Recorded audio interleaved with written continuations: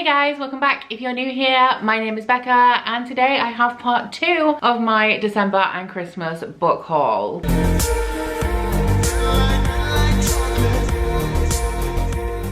So this is pretty much just going to be my December book haul. There are a couple of gifts in here that I opened on Christmas Day, but anything that was sent to me by bookish friends was all included in my big Christmas book unboxing, which I will link up here in case you guys missed it. As usual, this book haul will be separated into the places where I acquired the books from. Today we have subscription box books, we have books sent to me by either the publisher or the author, books that I have bought new, and the few gifts that I have from Christmas. But a book haul needs no further introduction than that, so let us get started first off with the books that I bought new. So I will be starting off with an ebook. This is in the section of bought new, even though it was a free ebook that was included in Prime Reading. So if you have Amazon Prime, you have a selection of books that you can read in ebook format for free, which is completely separate to Kindle Unlimited. I have already read this book as well. I got it because I was buddy reading it with Gavin from How to Train Your Gavin, and also Kelsey, who is also known as KJ Sutton, the author of the Fortuna Swan series, and I will put a link to my wrap up over here if you want to know my thoughts on it. But this was Verity by Colleen Hoover. I am quite a big fan of Colleen Hoover. I've read a lot of her books and they're the perfect books for getting out of reading slumps and things like that. Verity is a little bit different because it is a romantic thriller and it follows a woman who is a writer, and she has been asked to continue a series that has been started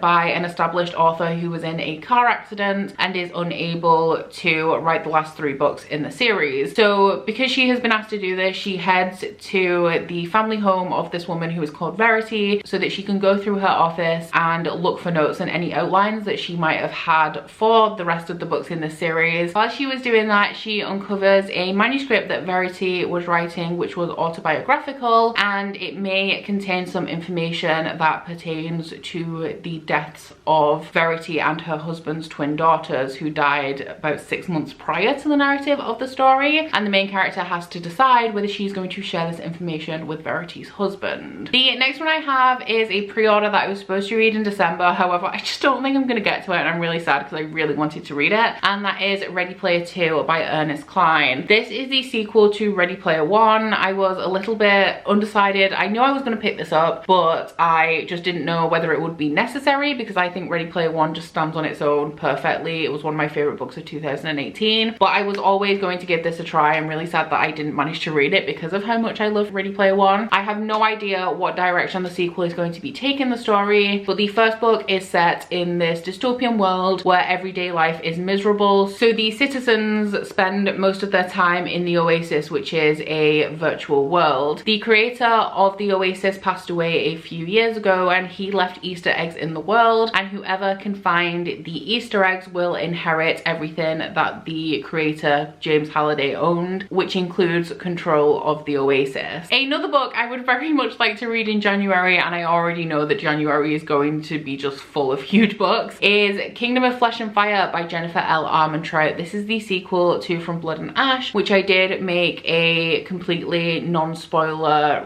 reaction vlog to earlier on in December. As soon as I finished From Blood and Ash, I ordered Kingdom of Flesh and Fire because I want to read it immediately. However, I did buddy read From Blood and Ash with Kelsey, also known as KJ Sutton again, and I'm waiting for her to get hold of a copy so that we can buddy read this together as well. So From Blood and Ash is set in this world that has a variety of paranormal creatures. However, there is a lot of mystery and ambiguity surrounding what types of paranormal creatures these are, and we are following a girl called Poppy who is a maiden. So she is never to be looked upon, never to be touched. She's not allowed to talk to people, and on her 19th birthday she is going to ascend and be given to the gods. So she has been kept in this kind of pristine state so that she is pure and the maiden for her ascension. The love interest in From Blood and Ash is a man called Hawk who has been tasked with guarding Poppy until her ascension, and as it is a new adult fantasy romance, I think you can see where this is coming. There's a romance between the two of them, and throughout the first book the plot does start to thicken quite a bit. For the books that were sent to me either by the author or the publisher, the first one I have is Deadly Dreams by KJ Sutton, who is just infiltrating this book haul quite a lot apparently. As you may have guessed from from all the buddy reads, I am quite good friends with Kelsey, and shortly before Deadly Dreams, which is the third installment in the Fortuna Swan series, was released, she sent me a copy of Deadly Dreams and I read it immediately. I devoured it. I love the Fortuna Swan series. So if you are unfamiliar with what Fortuna Swan is, it is a new adult fantasy romance series that follows a woman called Fortuna who is a nightmare, which means that she can make people believe that they are experiencing their worst fears. Fortuna's brother went missing without a trace 2 years prior to the start of the book, and she has been desperately searching for him with absolutely no results. That is until a very powerful fairy male appears and tells Fortuna that he knows exactly where her brother is and can take her directly to him, providing that she marries him. The other book that was sent to me to review was Unchosen by Catherine Blair. This was sent to me by Harper 360, so thank you so much. I requested this because Catherine Blair is an author who's written a book that I have previously enjoyed, and that one was The Beckoning Shadow. So I didn't really request this based on the synopsis, but based on having already enjoyed work by this author. This one takes place in a kind of, I want to say, dystopian society where a virus-like curse has spread throughout the world, and the main character is one of, I think, 3 sisters, and she never thought that she would be the one to save the world, but apparently she is. As you may have noticed, my knowledge on the plot of this is a little bit spotty. However, I did request it based on how much I enjoyed The Beckoning Shadow. So this one is released on the 21st of January, so I do hope to be reading this in January, and I'm really excited because Catherine Blair writes books that you wouldn't think I would like. It's quite fast-paced action YA, which generally in any other context I'm not a big fan of, but there was something about The Beckoning Shadow that I really enjoyed, and I hope it carries through to this book as well. The next 6 that I have are all subscription box books. The first one is Master of One by Jada Jones and Danny Bennett. This was the December Fairy Loot book, and this is a fae story, and I also believe that it is queer, so I'm really excited to delve into this one because the synopsis honestly just sounds amazing. This is a book that I'd kind of seen around but didn't really grasp what it was about, and as soon as I read the synopsis I was desperate to read it. So in here we are following a young man or a young fairy, I'm not entirely sure, called Rags, who is taken by the royal sorcerer and forced to steal 6 pieces of an ancient fae relic. However, the 6 pieces are actually people. It sounds like a mix of fairy fantasy and also a heist story with, assumedly, because I've heard that this is queer, it's going to have a queer romance in here as well, which I am really excited about. The next one is the November Owlcrate book, and that is Among the Beasts and Briars by Ashley Poston. Once again, this was a book that I'd seen around, but I wasn't sure if I wanted to pick it up. However, when I read the synopsis, I was sold. This book takes place in a kingdom that is apparently very safe. It is known for being safe. However, it is surrounded by these cursed woods, and the main character, Keris, was trapped in the woods, or she was passing through the woods when she was younger, and she barely escaped with her life. However, as a new queen is crowned in this city, all of the bad things from the woods seem to be emerging and encroaching on the city, and the main character, Keris, has to run away, and she has like some animal companions as well. It just sounds really, really magical. I also really love this Owlcrate cover, and while it is not a story I would usually gravitate towards, I'm really intrigued, and I do hope I enjoy this one. The next 4 are all Illumicrate books, the first 2 being from the December box, which I have not yet posted my unboxing for. I've literally just filmed it, but the first one is The Cousins by Karen McManus. This was the extra book in the December box. Occasionally they do have 2 books. So this one is a young adult thriller, and it follows the Story family. I'm not really too sure on the plot of this one, but it is a thriller, so I do tend to go in blind anyway. I haven't read anything by Karen McManus before, but I have heard that she is a very good young adult thriller author, so I am excited to give her a try. The second book in the December box was The Ravens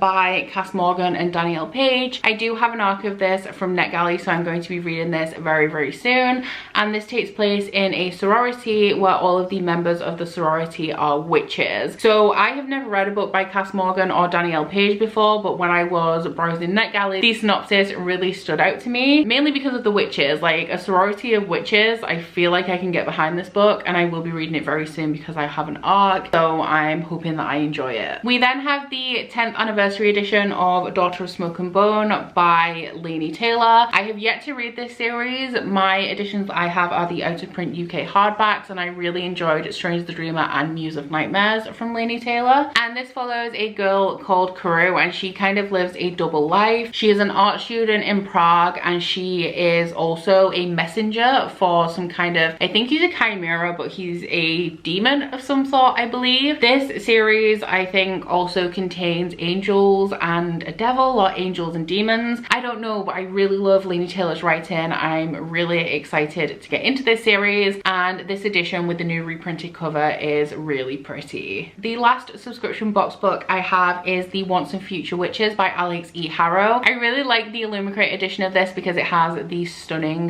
burgundy sprayed edges, but this, I don't know too much about it because I'm not necessarily sure it's a book that I would have picked up if it wasn't included in a subscription box. But it takes place in the 1890s, so it's like a historical fantasy, and it follows three sisters who join the suffragettes and then also start to dabble in witchcraft. Once again, this contains witches, which I am a big fan of, and yeah, I'm not sure why I wasn't really drawn to this. I think I saw some reviews that the writing style was not as people expected, and I didn't really know what to make of that, but I am excited to give this a go, and it does have a really beautiful cover. So the last stack of books I have are the gifts that I opened on Christmas Day. The first one is from Ashley from Frolic Through Fiction, and it is the Folio Society edition of Rebecca by Daphne du Maurier. Rebecca is my favorite classic, and it is also my namesake, so I always wanted a really pretty edition of this, and Ashley came through this Christmas, so thank you so much, Ashley, for gifting this to me. Rebecca is about a young woman who is on holiday. She's kind of an assistant to this old rich lady, and she meets the very handsome widow Max de Winter. They have a whirlwind romance, they get married, and he takes her back to his home, which is Mandalay, where the main character is haunted by the ghost of his ex-wife Rebecca. I really love this book. It is a very suspenseful gothic thriller, and the folio edition is absolutely beautiful, and it is also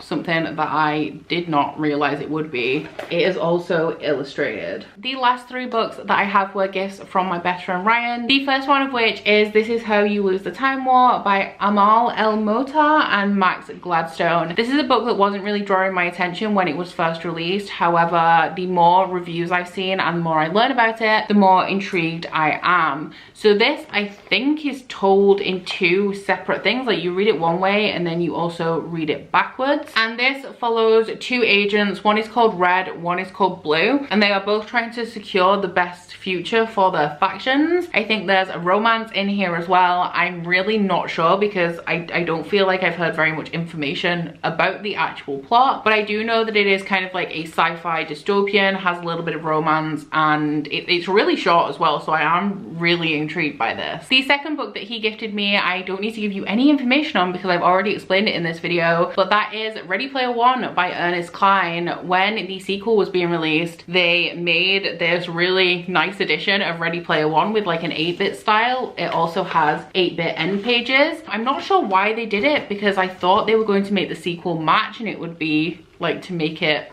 a cohesive design. That doesn't seem to be the case, but regardless, I really love this new hardback cover. So thank you so much, Ryan, for gifting this to me. And the final book from Ryan was Lives of Saints by Leigh Bardugo. This is a companion to the Grisha trilogy and Six of Crows that has been released because of the upcoming Netflix show. This is a book that is also present in the Grisha trilogy. It is all of the saints of Ravka, so it's kind of like a non-fiction in their world that has been reproduced in the design of a prop replica because I believe that this is what it looks like in the show. I really like cool little things like this that are from the world of series that I enjoy or associated with the series I enjoy. So this is something that I really wanted to have. I do like getting the background information of the world building of books that isn't like included on the page. So I do think that this is actually going to be quite an interesting read, and I'm really glad that I have it. So those are all of the books but I just have a few extra items I was gifted by Ryan that are all bookish themed that I would like to show you. I believe that all of them are from small artists or small businesses, so I will link all of that information down in my description box. But the first one is this small print of Man in Blackbeak from the Throne of Glass series, and this one I believe is from the website Bookish and stuff. The second print that he gifted me, I'm not sure who the artist is, but I will find out and leave that information in my description box. But he kept telling me he bought me an erotic print, so I was really intrigued. And it is